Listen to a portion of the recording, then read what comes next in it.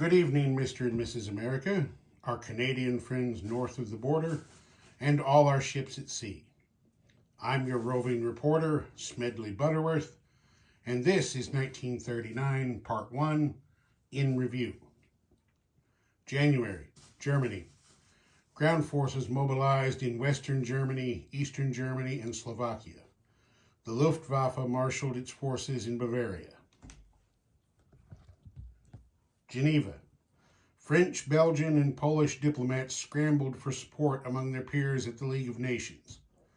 The trio of delegations decried Germany's actions as a prelude to war.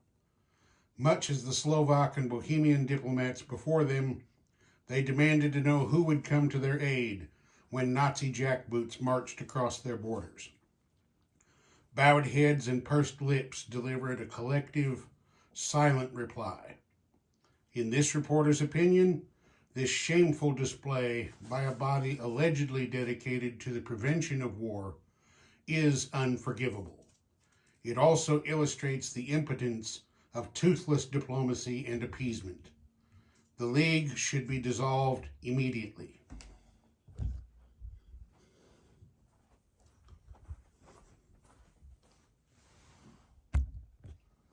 California. Bill Hewlett and David Packard founded their scientific instruments manufacturing company in a garage in Palo Alto.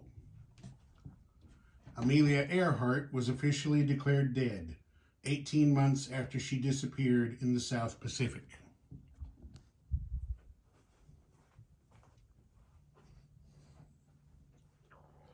February, London. After many days of debate, argument, and fuming anger in both houses of Parliament, His Majesty's government formally declared any German attack on France would be considered an act of war against Britain. While I applaud the ministers and lords of Westminster for standing up to the Nazis, I fear the hour is late and another great war is inevitable.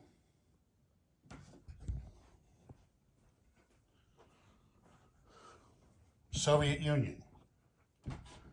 Foreign Minister Molotov announced a pact negotiated with German Foreign Minister von Ribbentrop. While precise details of this pact remain unclear, sources have confirmed an economic and scientific alliance.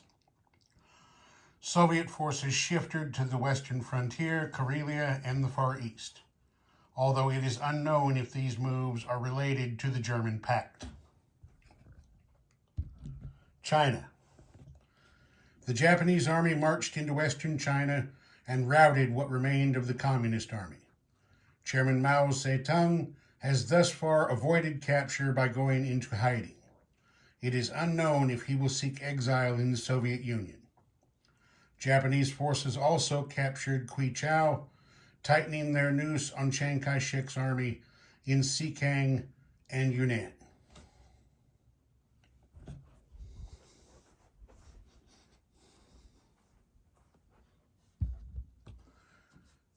Madrid.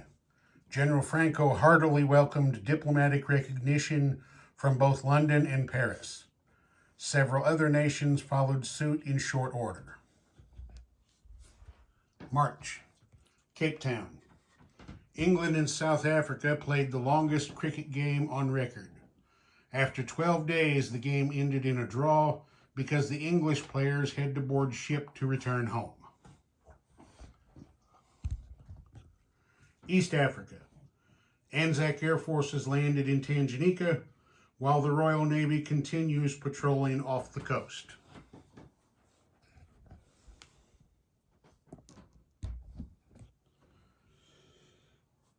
April, Washington, D.C. The size and scope of the federal government expanded with the founding of the Federal Security Agency, Civilian Conservation Corps, and Public Health Service.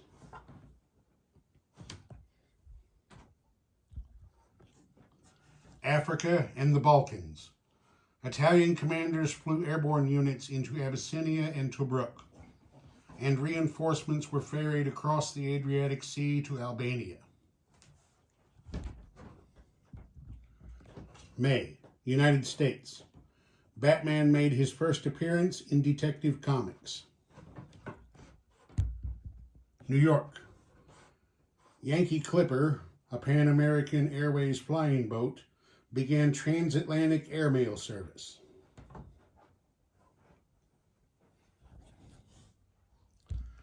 Berlin. Hitler and Mussolini signed the Pact of Steel, which codified their existing military, political, and economic alliance.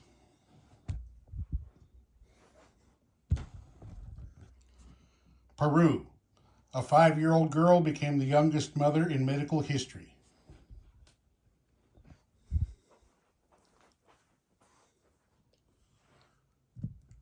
Bangkok, June.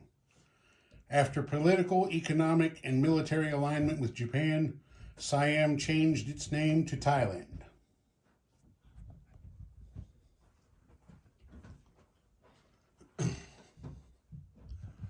Germany. The Focke-Wulf FW-190 made its maiden flight. Versailles. Eugen Weidmann, convicted murderer, became the last person publicly guillotined in France.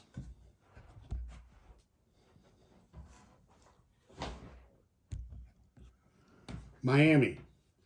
After being turned away from Cuba, MS St. Louis, carrying 1,000 Jewish refugees, was denied entry to the port of Miami.